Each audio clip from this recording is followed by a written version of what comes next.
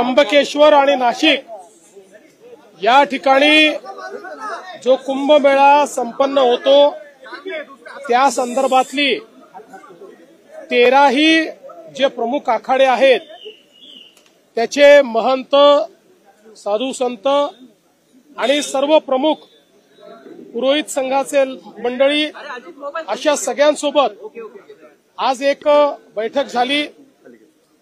या बैठकीमध्ये कशा प्रकारे पुढची सगळी कारवाई करायची आहे त्याच्यावर चर्चा झाली। सर्व आखाड्यांचं म्हणणं आम्ही ऐकून घेतलं आणि त्यासोबत आज आतापर्यंत आम्ही काय कारवाई केली आहे ती देखील त्यांना सांगितली।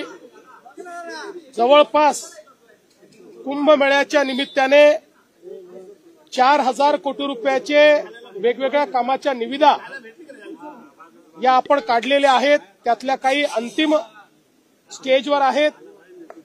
जवळपास 2000 कोटी रुपयाच्या अजून निविदा या आपण काढतो आहोत।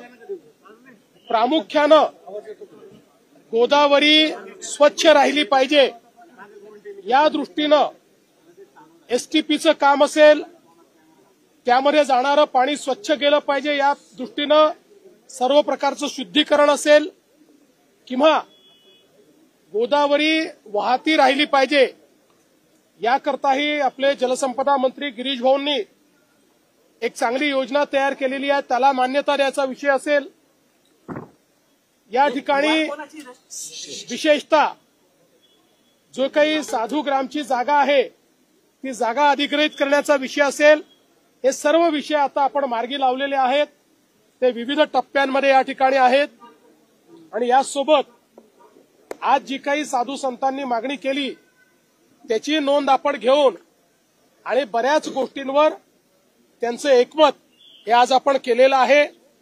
विशेषतः कुशावर्तावर जी गर्दी होते त्याची जागा फार कमी आहे त्र्यंबकेश्वरला, त्यामुळे तिथे काय पर्यायी व्यवस्था करता येईल या संदर्भातही बऱ्यापैकी एकमत आज झालेलं आहे, जेणेकरून कुठल्याही प्रकारची स्टॅम्पिडची वेळ ही त्या ठिकाणी येणार नाही अशा प्रकारचा आपला प्रयत्न आहे।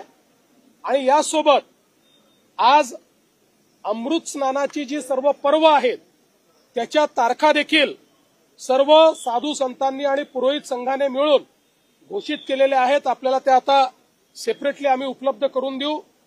यावेळी सुदैवाने खूप मोठ्या प्रमाणात पर्वाच्या तारखा उपलब्ध आहेत, त्यामुळे कुठल्या तरी एकाच तारखेला खूप गर्दी करण्याची आवश्यकता पडणार नाही। यावेळेचा जो आपला सिंहस्थ कुंभमेळा आहे हा नेहमीपेक्षा जास्त काळ चालणार आहे, त्यामुळे जास्त पर्वणी या ठिकाणी आहे आणि म्हणून मला असं वाटतं की जी काही भाविकांची गर्दी आहे त्याचं योग्य नियोजन हे आपल्याला करण्याची संधी त्यात मिळालेली आहे। एक अतिशय सुव्यवस्थित अशा प्रकारचा हा कुंभमेळा करण्याचा आमचा प्रयत्न आहे आणि म्हणूनच आजच्या बैठकीमध्ये सगळे निर्णय आम्ही घेतलेले आहेत।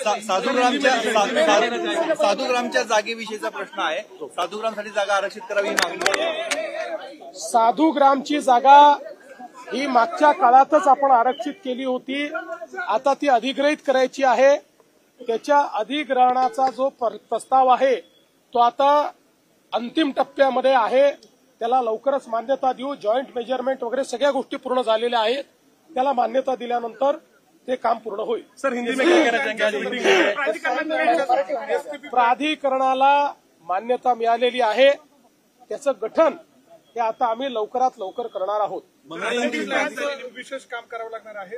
एसटीपीच्या संदर्भात टेंडर्स पूर्ण झालेले आहेत, अंतिम मान्यतेला ते देखील शासनाकडे आलेले आहेत, त्याला लवकर मान्यता दिली जाईल। सर साधूंची मुख्य मागणी काय होती आणि त्याचं काय निरसन केलं?